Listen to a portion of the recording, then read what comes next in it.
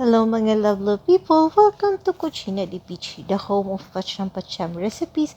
For today's video po, 17th of November 2024, Sunday. So wala lang po, so bale market day, tapos meron po kaming mga tawag nito, meron po kaming kasama etong araw na ito dito sa bahay para tumulong sa amin na mag-ayos ng konting mga bagay-bagay dito. So, ayun, namalengke po kami, tapos nag-supermarket. So, ayun, nagluto lang po ako ng adobong lumayagan. Hindi po kasi yan no cost, hindi yan pusit, lumayagan yan siya. Tapos, nag-ihaw lang kami ng pirit. Ayan, so, tapos pipino, yun po yung naging tanghalian namin. Tapos after naman nun, nilinis ko na yung mga pinamili namin. So, nag-prepare na rin ako itong mga pinamili namin for this week na mga lulutuin ko. So, ayan, meron pong hipon.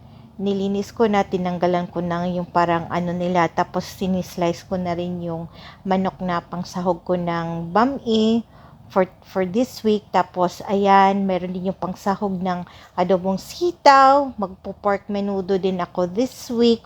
Kasi nga, meron tayong bisita itong mga araw na ito. So, isa sa lulutuin ko. Tapos, nakabili ako ng lomo, no? Lomo sa baka. So, hinati ko lang sa 2 putahe. Ayun. Tapos, nakabili din ako itong isdang ito.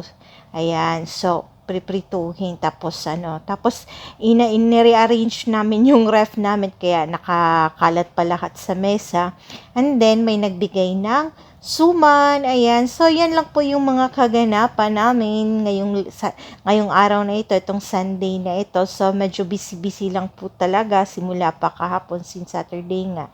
So, eto, habang nagvo-voiceover, nagre-relax. So, thank you for watching mga lovely people. Ang dungis-dungis pa po ng hitsura ko dyan.